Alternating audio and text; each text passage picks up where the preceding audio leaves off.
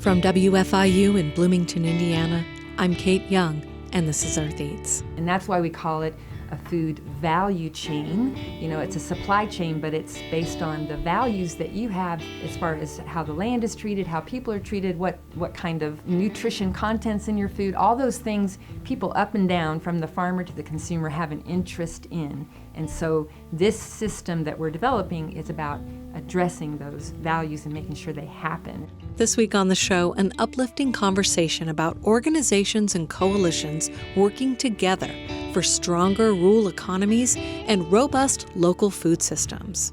We talk about micro-lending, food hubs, farm-to-school programs, and more. That's coming right up. Stay with us. Thanks for listening to Earth Eats. I'm Kate Young.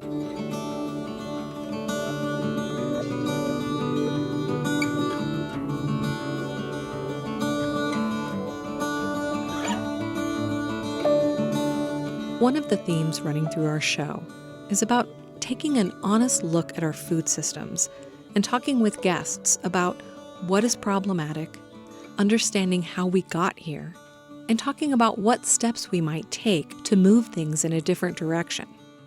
Even when we recognize what needs to happen to move towards more sustainable food production, to correct unfair labor practices, or to address community food insecurity, so often, it feels like nothing changes, or that change doesn't take place on a large enough scale to make a real difference. That is why I was excited to meet with Katie Nixon and Patty Cantrell about the projects they're involved with in Missouri, enhancing local food systems. I thought our conversation might be inspiring for anyone across the Midwest working towards similar goals. I'm Katie Nixon. I work for West Central Missouri Community Action Agency and New Growth, and I am the Food Systems Director. I'm Patty Cantrell. I'm the Director of Outreach and Development for the New Growth, which is a community development corporation organized by West Central Missouri Community Action Agency.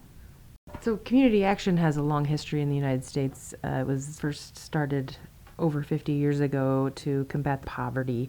And ever since then, there's been, different iterations of community action across the country. Missouri has 19 community action agencies that serve different regions within the state, and West Central serves 9 regions in Missouri. And we do a lot of assistance to low-income families, and we also do community-level work. And a few years ago, the new CEO, Chris Thompson, saw a real need to do work around food systems and increasing food security and market access for our farmers, because most of them are, limited resource, low income. And he hired me, and we started a food systems program to really do that in that region. And then we are expanding our work through New Growth, which Patty can elaborate on. So that same CEO, in addition to starting a food systems program, launched another nonprofit, an affiliate of West Central, to work with communities and entrepreneurs and build more opportunity in our rural areas. So we work with the food systems program to support those entrepreneurs. New Growth focuses on micro-lending or micro-enterprise financing, and they offer tools to help folks build up their credit scores to access traditional lending opportunities. They've developed a rural business center that serves several counties and assists in the development of small businesses in rural communities, including food and farming operations. I feel like I've heard about community action agencies because I think we might have that in Indiana as well, something Absolutely, similar. You would. Yeah, community action, again, it was a national program launched under the Nixon administration, and it was actually designed by the same person who designed the Peace Corps. And so it was really designed on, let's get money into the hands of communities, because communities know how to solve their own problems. And so that's why there's these community services block grants, CSBG we call it, and they're really the grants that make community action run across the country. And like I said, there's 19 in Missouri. I don't know how many there are in Indiana, but I'm sure there's more than a dozen. And they each have their own specific geographic region, which is one of the reasons New Growth was started, was because we were bound by that nine county region. And so New Growth has allowed the work to sort of go beyond the bounds of that CSBG money to be more broad and to do more work. Yeah, I think that the ones that I've heard of do not necessarily have a food systems focus. So There are that's- very few. Many engage in maybe like food pantries and food banking and things like that. There are several progressive community action agencies across the country that see need for like food hubs and work with farmers, and then they may work with community gardens. A lot of them engage in like community gardening or maybe food rescue, like gleaning or something like that. This is the most comprehensive food system program that I know of in the Midwest anyways. It's not usual. New growth is really about building rural communities and entrepreneurs. So at the community level, we advocate for food systems as part of rural economic development. And we talk about this being a really key part of strong communities and local business and economy development. Yeah, we've worked our small business center with a few, and one example is someone who had an opportunity to sell greens to the Kansas City Food Hub.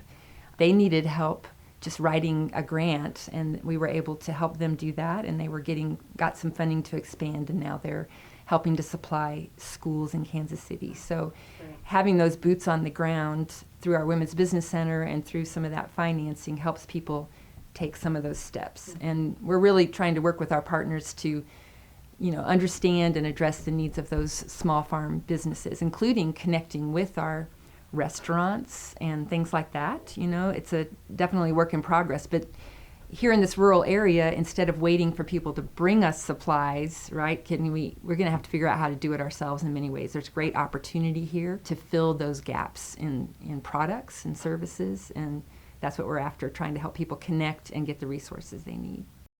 So Katie, I would like to hear more about the different programs that you said you're doing through the food systems program. Yeah, that's right. The food systems program, that's correct. So when we first started, it was just me and ideas, and the leadership team kind of trying to decide how to enter into this work, because you talk about food systems, there are so many entry points to work on. And obviously the intersection between food security and food systems is a big one for a community action agency, because we have a lot of low-income clients. Over 10,000 people use our services that are low income. And so we did start with some food assistance programs, and we still do some of those. Double Up Food Bucks is one that we're a partnership with. Mid-America Regional Council is the leader on that. And we match dollar for dollar at our rural farmers markets. But it's still challenging. I mean, our rural farmers markets are small. They don't necessarily have a farm market manager, and the program is a little bit paperwork heavy. So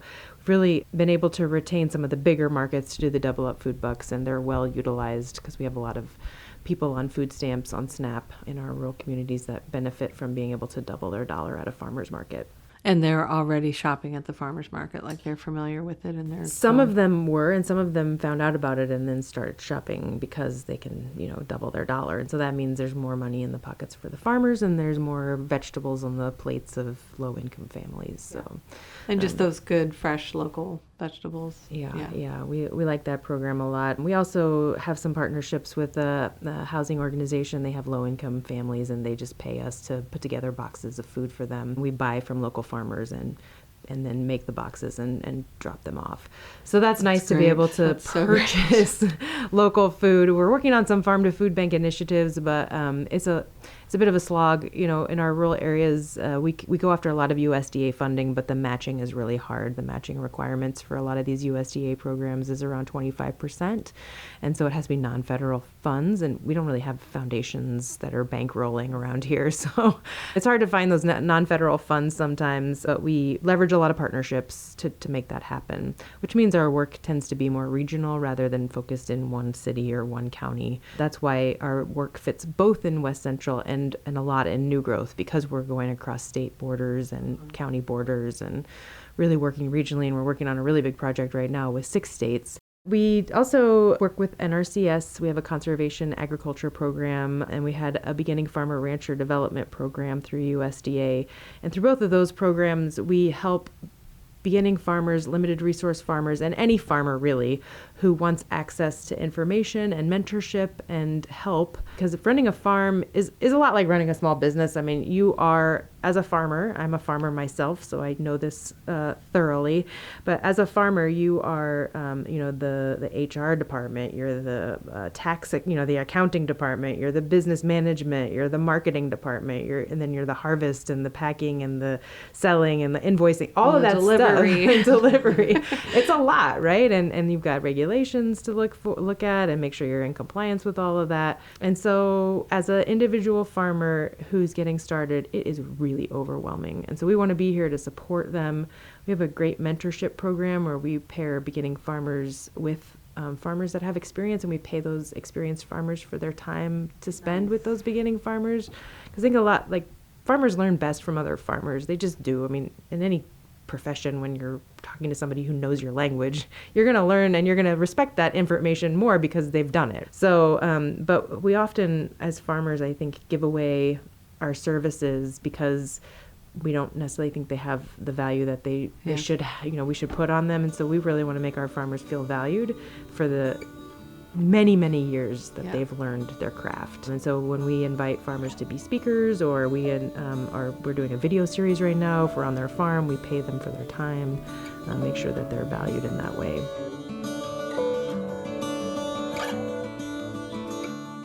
That's Katie Nixon and Patty Cantrell with West Central Missouri Community Action Agency and New Growth Community Development Corporation.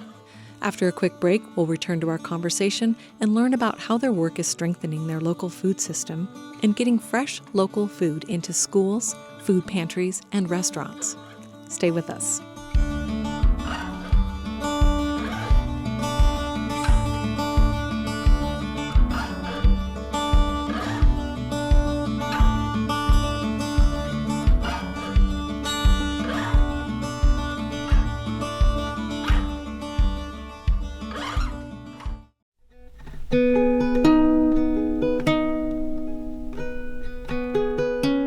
Kate Young here. This is Earth Eats, and I'm talking with Katie Nixon and Patty Cantrell. They work with organizations in Missouri focused on strengthening rural economies and local food systems. I told Katie and Patty that I was excited to hear about their program that gets fresh, locally grown food into food assistance programs.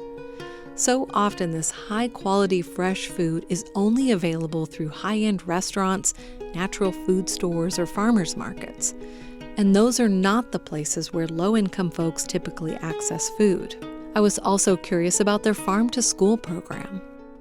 I have a farm-to-school specialist, and she works in our 9 counties to work with these rural schools because they're not in any distribution. Even the Kansas City Food Hub, which I am also a member and president of, we can't afford to deliver to an hour away from Kansas City. It's just not logistically feasible.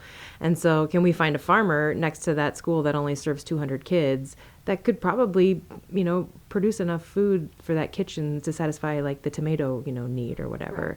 And so Jacqueline Carroll, our farm to school specialist, she's the one who makes those connections, because it's really hard for a farmer to know, like, they have such limited time to find a new market, and it's hard to cold call, especially if you're not you're farming out in the middle of nowhere. You chose that profession for a reason. You're not necessarily want to go out there and just walk into someone's kitchen and say, hey, do you need some food?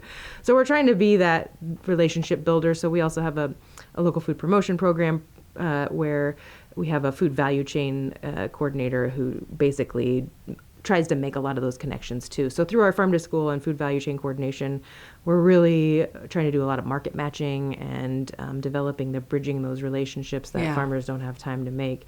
And I'll say one other thing about the sort of farm to school money and also farm to food bank money. The Biden administration actually put in quite a lot of funding in the American Rescue Plan to improve food systems. And two of the programs that were developed out of that money was the Local Food Procurement Assistance Program and the Local Food for Schools program. And they're two different programs. Local Food Purchasing Assistance Program, it's actually available to every single state. And to my knowledge, hopefully every single state has taken advantage of this, because it was an allocation based on the state of money available for pantries and food banks to purchase local food from, and the emphasis was on from underserved farmers. And underserved farmers is a broad definition. It includes beginning farmers, it includes veterans, it includes socially disadvantaged, which is minority farmers, and it also includes limited resource farmers. So in the state of Missouri, we got $6 million. The state department that applied for it, because that was the only eligible entity, was a state department, got $6 million, and it's currently being distributed to different organizations that are then going to be able to purchase from farmers directly and get it to people, low-income families. And so that's $6 million injection into the local food purchasing. That's one of the programs. The other program is the Local Food for Schools program, which we're also working with the Department of Education on. West Central has played a key and pivotal role in trying to help bridge these connections because we understand food systems and the challenges ahead for these organizations who've never done any of this before. Like, they've never purchased like local food from farmers. And so they're kind of like deer in the headlights, and we're like, hey, we can help you. So the Local Food for Schools program is around, I think it's like $2 million. And so we're basically helping them develop an application process for the schools. And then we have a resource list for the schools once they actually get the money to find farmers to buy from. And now it's about helping these farmers get access to that market and making sure that they're not sort of used and abused. I hate to say it that way, but like, I think sometimes people think, oh, you have food, I'm just going to buy it from you, and here I'm going to inject, I'm going to buy, and then all of a sudden I disappear. Right. Right? And that farmer's kind of left, well, wow, that was a huge client for me, and now they're gone. It's a little problematic. I mean, the money is a little problematic in that way because it's just a one-off thing, right? It was in the American Rescue Plan. It's not a stable funding item. And if you...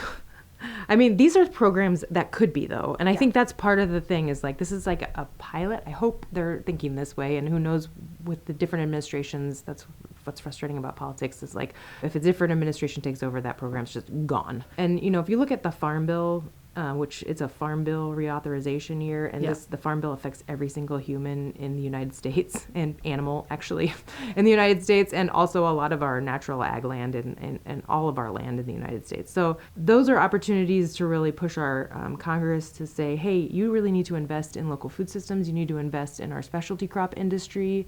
Our plates, on my plate is supposed to be half vegetable, fruit kind of thing, right?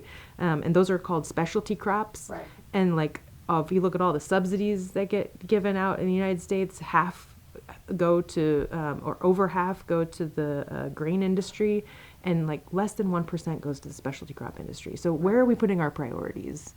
Mm-hmm. It says it right in the numbers, So, but and yet we're supposed to be eating all these fruits and vegetables, which we should, and everyone should have access to them too. It's not just the wealthy that get to be healthy. It should be everybody. And especially in the Midwest, farm country, this could be like a place where we're really producing a lot of those.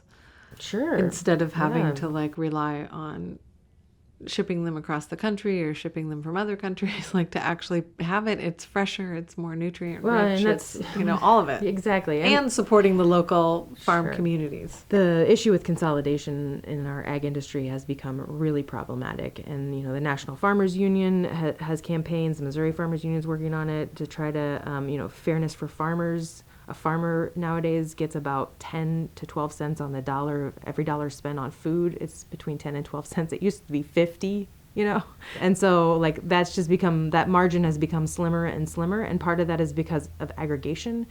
85% of the meat industry is controlled and operated by 4 companies. And so when you have that happening, that's not a democratic capitalist system.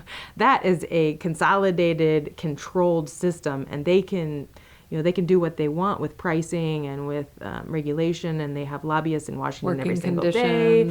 And I'm not saying that like they're the devil or anything like that, but they have control, and what they do with that control is not up to us. They decide what's on our supermarket shelf. We don't decide that. But small farmers respond to consumer needs. They respond to what consumers want, and they diversify our food system so all of our eggs are not in one basket. And that points to the larger economy too. Like, New Growth is working to support rural entrepreneurship, rural communities, and that includes our food and farm entrepreneurs. Evidence of the demand and need for really working with small businesses is evident, I think, in what we've been able to do just in the past couple years of adding microfinancing to what's available to people. In just starting up our microenterprise operation, we've made in 2 years about 70 loans, nearly $700,000. And now we're, because of that, getting more capital. The U.S. Small Business Administration, we are an approved microlender. So now we have more capital. But our partners that we work with that send us clients and things in this rural area, we have our small business development centers. They have one person covering multiple counties, and she said we've really tripled our production in a way by being able to have microfinancing available to entrepreneurs that wouldn't have gone anywhere with their business plan. Right. You give them a business plan, but if they cannot get a bank loan, they're not going into business. And so this is a really important need everywhere in urban and rural areas. And taking that as an important thing to invest in is something that we're not doing enough of in this country, because you can see it in the data that shows the number of startups in the U.S. has just fallen by half, literally, since the 1970s. Startups are the dynamics of our economy, and small businesses are the primary employers and the source of innovation and businesses.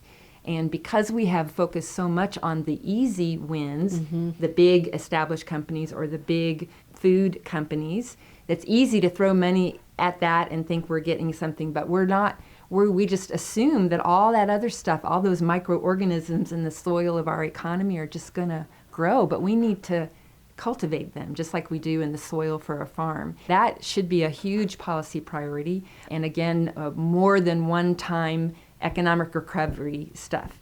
Even at the state level, we were at the state legislature recently, and there's just not a lot for small businesses because I think they think it's just naturally going to go on. But the more we ignore it, the more of a wasteland our rural communities are becoming.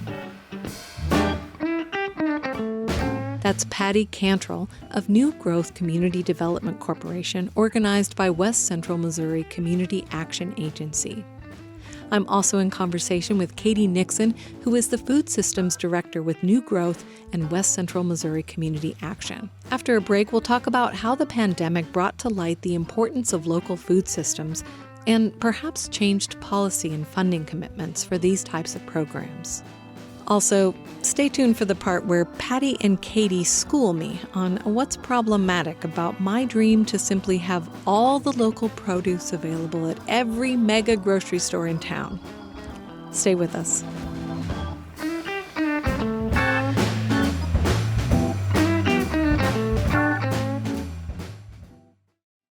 Kate Young here. This is Earth Eats. Let's return to my conversation with Katie Nixon and Patty Cantrell of New Growth Community Development Corporation.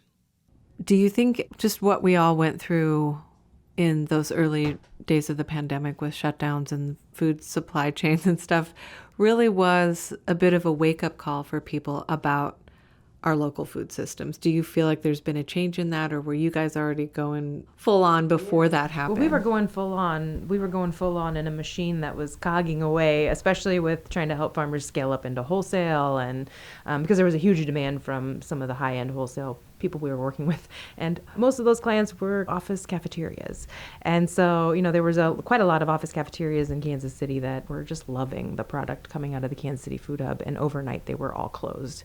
So that was like 80% of the Food Hub's business was gone. So obviously for us, the 2020, 2021, as a farmer, as a food hub, as a consumer, was just a roller coaster. Yeah. And we're still trying to recover emotionally from all of that, because, you get pulled in 10,000 different directions. We're trying to support our farmers because mental health in farming is a huge issue, but that's another topic. We have to look at where we are now to make sure to readjust, and we are readjusting, and the market's kind of recovering, and we're kind of seeing where the demand is. But it was absolutely a wake-up call for everybody, and I see that as a result, our politicians are stepping up a little bit. They are making this money available. It is a one-off pool, and it's competitive, and it means that, a lot of the organizations that didn't get the money are still left behind, under-resourced organizations that don't have grant writing or, departments or whatever, minority-led, often left, aside, still haven't gotten the resources they might need.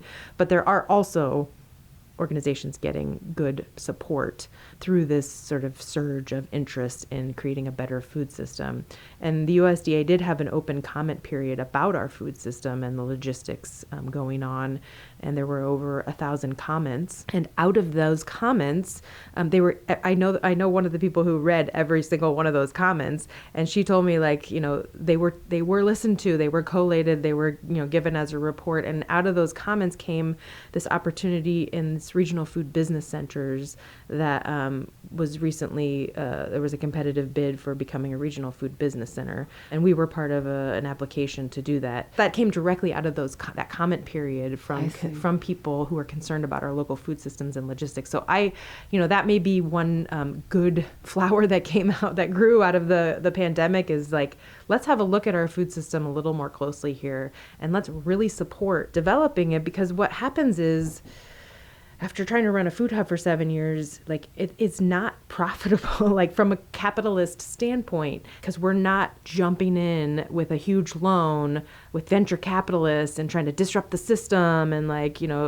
we're building a sustainable cooperative model, which takes time. It takes intention to have the right markets for our farmers, not just any market, the right market, cultivating the right people to be part of that. And we're building slowly. And so we've been able to find the resources we need to do that. And hopefully in a few years we can be solvent, but it couldn't have been done without, extra help, because it's based on social sustainability, environmental sustainability, and then, you get to the economic sustainability. Whereas in a lot of these systems, all we're focused on is the economics. People get left behind, environment gets left behind. We don't want a world like that. That's not what we're trying to build. So we do not have a food hub where I live, and I would really love to hear just an explanation of what the Kansas City Food Hub is, what it's like. I appreciate that question, because I think a lot of times I take for granted that people know what a food hub is. A food hub is different from an aggregator, distributor, because it is farmer focused, and it's typically local food. And there are all different kinds of food hubs. There are any from nonprofit to like a B corporation to actual cooperative, which is what the Kansas City Food Hub is, which is member owned and member run, to just an LLC and everything in between that you could probably think of. So it really is about working with the farmer's supply and finding the correct markets. And then the food hub is typically the logistics sort of person in between, making the deliveries happen, making the orders happen, invoicing, collecting bills, paying farmers, all the things that farmers already do, but it's like another market outlet. I know Iowa has like a nice network of food hubs going on up there, and they kind of collaborate with each other. Kansas City does not really. We just have the Kansas City Food Hub. There are some other smaller sort of aggregation things going on with other farmers. There's also Good Natured Family Farms, which is an alliance of farmers that is in Kansas City. They were one of the first food hubs, really. But we are, like I said, farmer-owned and farmer-run. There's about 30 voting members of the food hub. And we list our products on the website, and then like right now the buyers are looking at what's up there, what the farmers listed. They make an order, so they get to order from they can buy from 20 farmers on one site and get one delivery and one invoice. So the problem that it solves is that retail, or restaurants, I guess, but stores can purchase local food without having to go directly to a farmer, or with maybe a farmer has not as many tomatoes as they might need, but 3 farmers would have enough tomatoes. Correct. Yeah. So let's say, one of our biggest customers is a school, and they want, we actually serve 45 schools. And this is a new thing. Like, this kind of came out of the pandemic as well, as like schools are like, we want local food now. So the demand kind of went up. And so, for example, one school district wanted 400 pounds of lettuce a week in the winter. And there's not many farmers. Like, we're winter growers, and I know many of the other farmers in the food hub are winter growers, but they don't necessarily have the capacity to do 400 pounds a week, or even 50 pounds a week. So, but 5 of us together almost got there, right? And nice. So, and next year we're going to grow even more lettuce, because we see the demand and we want to, meet the demand. And so we all pack, our separate boxes or whatever and get them to the food hub, and then the food hub delivers. And that school doesn't have the patience or the time, and that is not any condemnation on that school. They don't have the time to work with 5 different farmers and help those farmers understand the need and the supply, but the food hub does. We have paid staff to do that. And that is where, You can build a supply chain, but you have to have the people working in there. You have to have the food value chain coordinator. You have to have the food hub logistics people. You got to have the delivery driver. You got to have the truck. I mean, there's all this infrastructure that is needed. And also, is there a location? Like, there's cold storage or, Yeah, this particular food hub model, we used to be sub hubs where we would just utilize farmers' cold storage and pay the farmer for that cold storage that they already have, which was a great model, but it didn't really work logistically very well. Sounds complicated. COVID broke us in that model. And so we actually did get a warehouse where they can deliver product before the delivery date. And that works out okay. We would like to still, because our membership wants their infrastructure to be utilized, and we would like to utilize it. We just don't know exactly what that could look like. And I wanted to say one other thing about the market that the food hub reaches. I mean, when the food hub started, there was a little pushback, like, oh, you're trying to steal, local foods, market, right? Like when the farmer was like, it's my market, like I have control over my market or whatever. And that perception was a little misguided, because when we did our feasibility study, it showed that there was $125 million in unmet demand for local food. Well, you're not just going to tell that unmet demand to go to the farmer's market or join a CSA. Those aren't good outlets for the market that we were looking at. Right. This is a new market that is not being tapped into, not being served. And farmers markets are great. I think everyone should go to a farmer's market, but they're not going to. Right. In reality, it's like 9% of the population, if we're lucky, that goes to a farmer's market. And then CSA numbers are even lower. Yeah. And so how does the farmer then expand without having to kill themselves going to another farmer's market and another CSA? They have to have a balance. And so over the years, my farm personally, we've found a balance of 50-50, 50% wholesale, 50% retail. And that's a pretty good balance also for food hubs to have too, in terms of getting the retail customer and having a wholesale customer. But that middle market, that sort of middle wholesale market, is really what we're going after. And it is not one being served right now. Right.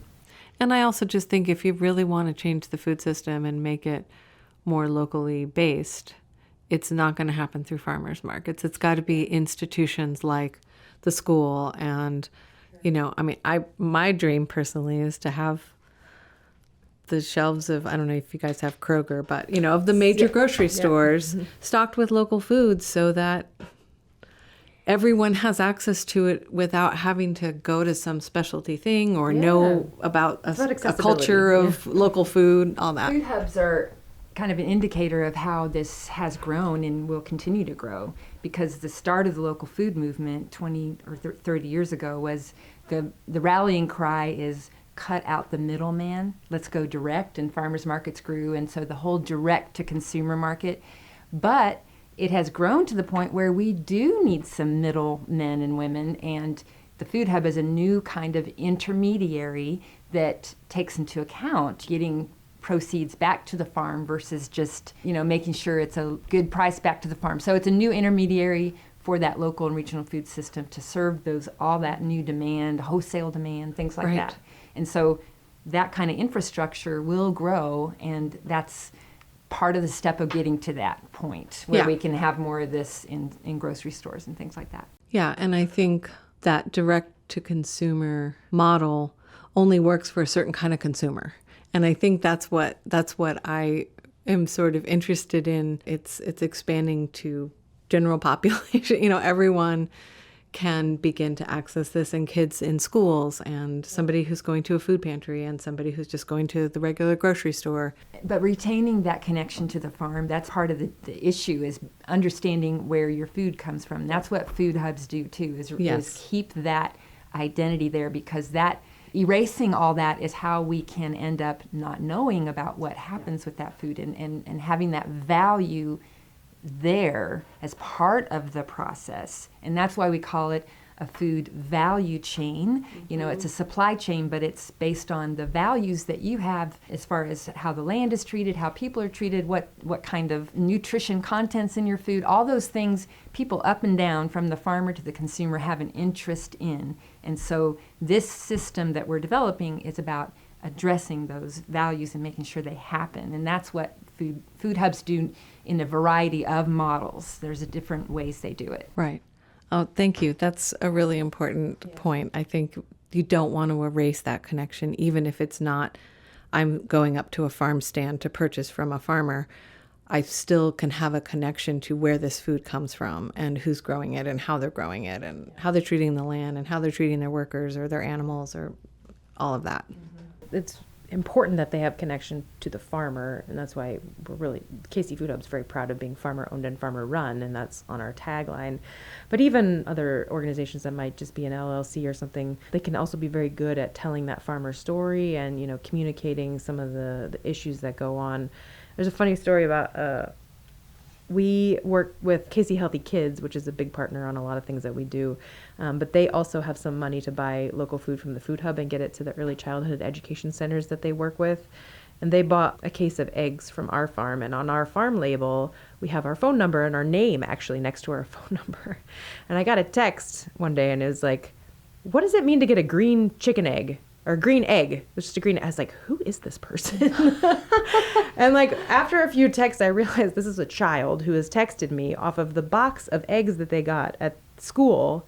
And they didn't understand, they'd never seen a green chicken egg before, which is laid by an Araucana chicken who just has a green shelled egg, right? It wasn't green on the inside or anything, it just had a green shell. Because there's lots of different chickens, lots of different colored eggs.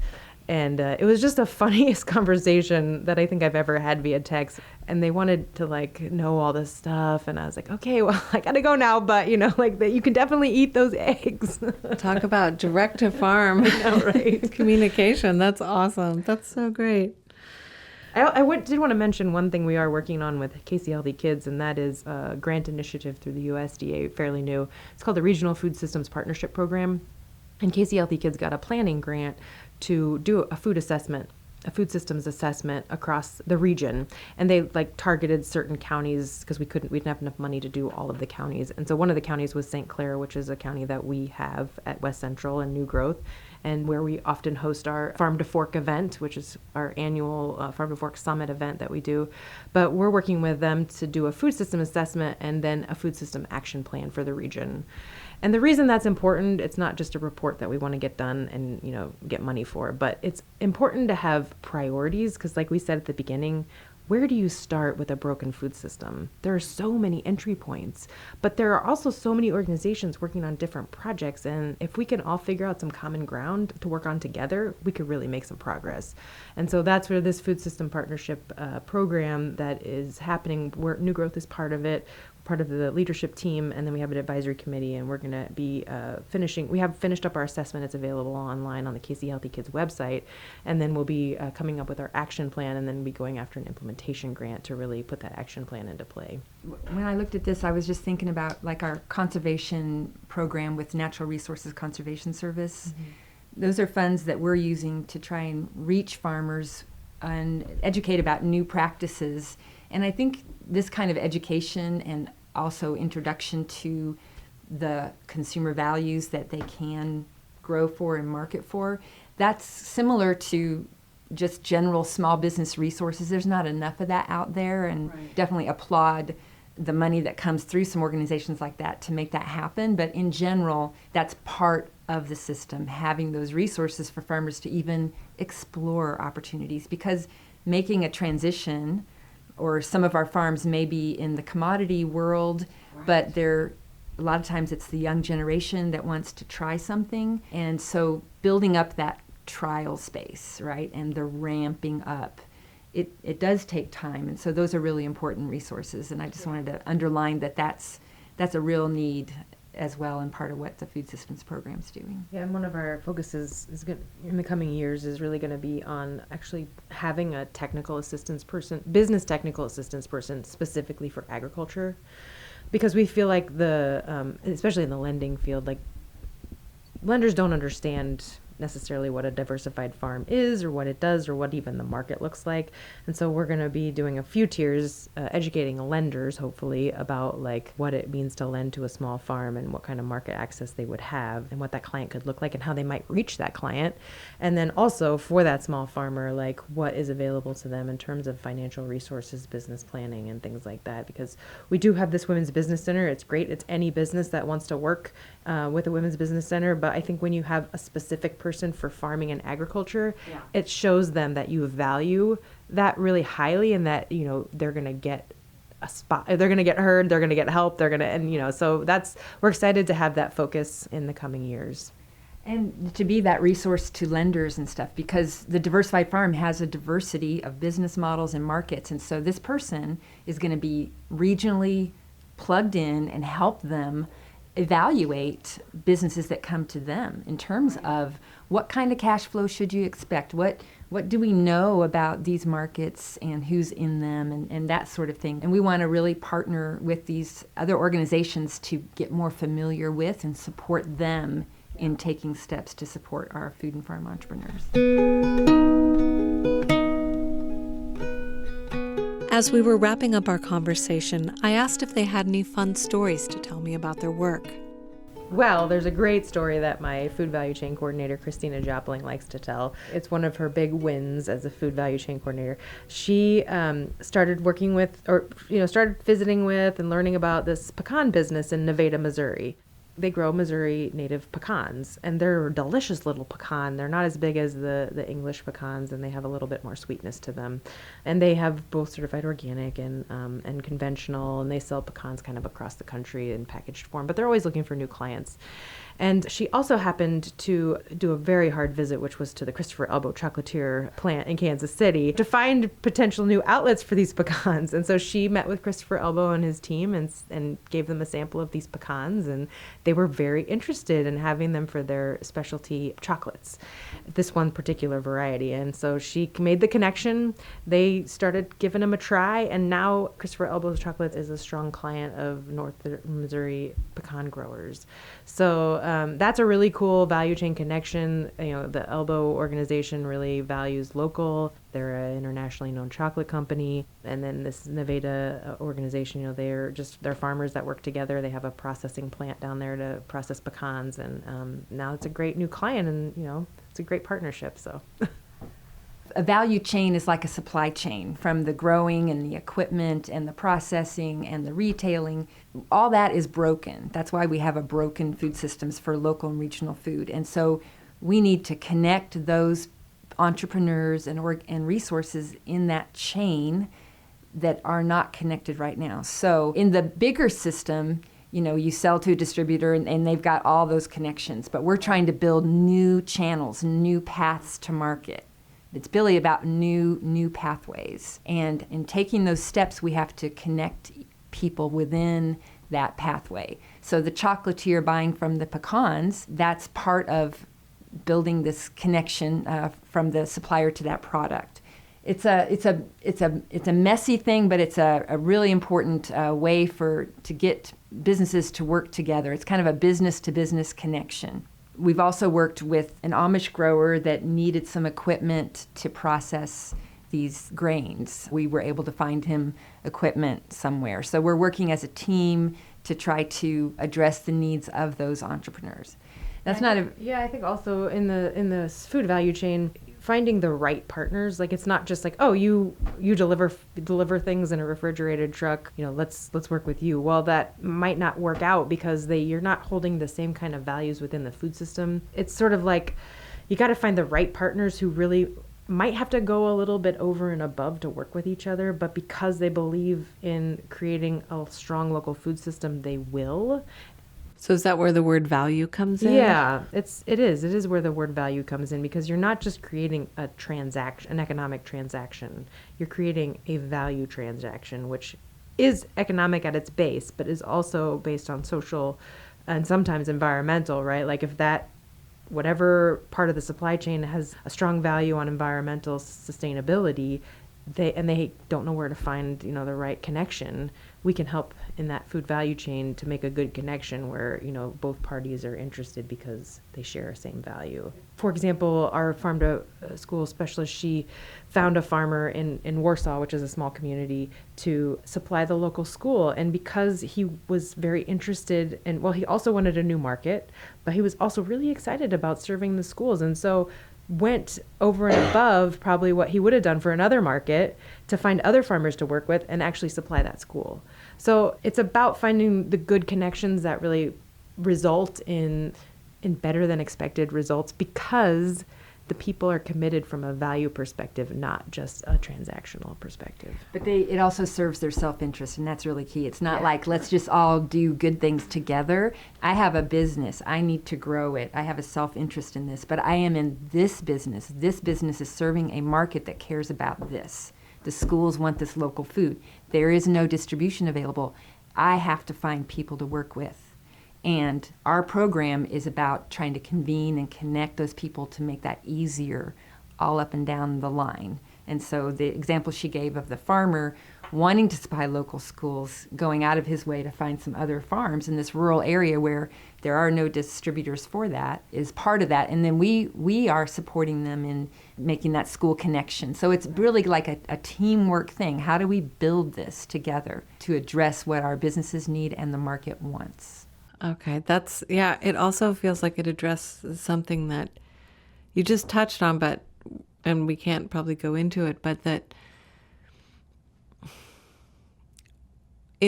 one of the problems is that people don't know where their food comes from. But I could also imagine from a producer perspective, from a farming perspective, you want to know where your food's going. Yeah. And so I can imagine like that farmer that was excited about their food going to the schools, that's kind of lifting up their sense of purpose of what they're doing. I'm feeding the kids in my community. And then that's addressing the mental health issues that can come up for farmers with all of the different challenges that they're facing, and just feeling like I'm a part of something and I'm a part of my community. And I don't know, I just find that touching.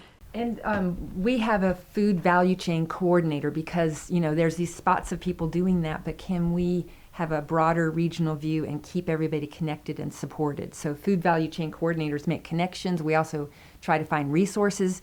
We might learn that they need a piece of equipment to make that happen, right? We're on the job of helping them move that forward and connecting with the business center and resources. So it's, again, not just like the food hub doesn't leave it on the farm to contact every restaurant. Our program is about, okay, we're making connections, we're supporting that, and we're going to help coordinate that and support you and fill those gaps, because it really requires kind of a broader arms around it also. And that's why we have lots of different partners, and we really we try to know what's going on all the time, so we're in everybody's business. But one of the things that we've helped do with the Missouri Department of Ag, they had some money to give to schools for reimbursement for buying local food. This is different from the local food for schools program I was talking about earlier. This is just $1,000 reimbursement. And they put it out there and they didn't really get a lot of response, but we helped saying, okay, we have schools that we work with. We're going to work with those individual schools and help them fill out the application and, get them that reimbursement. And so I think that sometimes it just takes this connector. Yep. And it's not a lot of money, but it was there and it was being underutilized. Don't want to leave it on the table. So we're trying to and just sort of inserting ourselves into some of these conversations, because we see where the connections can happen. And hopefully we can make some inroads into creating more communication and collaboration, and that's our goal. And there really is a lot of interest, but I'm just trying to reduce the frustration that people have. We had a great Farm to Fork Summit, our 5th one this year, and a lot of producers and buyers coming there because they really want to feed people well, produce great things, build their local economies, and so it's really about building those relationships to make that happen. Even with banks, and rural businesses, the credit score is not very much of a relationship with your borrower. It's just a number. Yeah. So how we're trying to help develop that relationship with a business so that they can meet those numbers down the road, right? We're in kind of a transactional economy. We're trying to build that relationship part of it so that we have more small businesses in our rural communities addressing those gaps.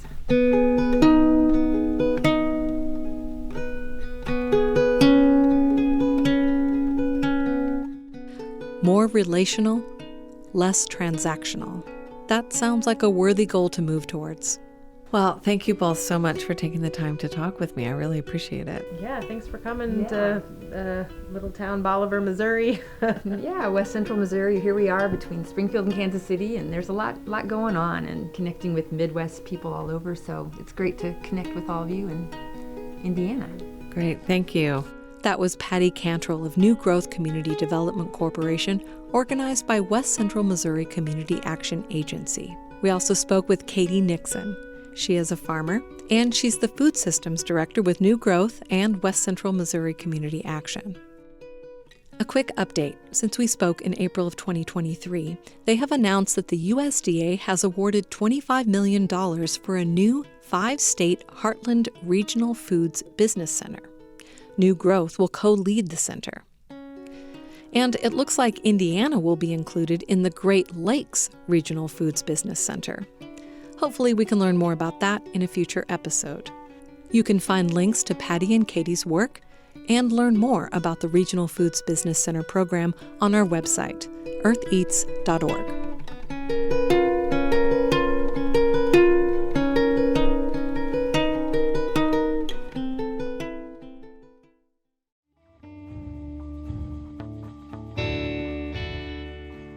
The Earth Eats team includes Violet Barron, Eobon Binder, Alex Chambers, Mark Chilla, Toby Foster, Daniela Richardson, Samantha Schemenauer, Peyton Whaley, and Harvest Public Media.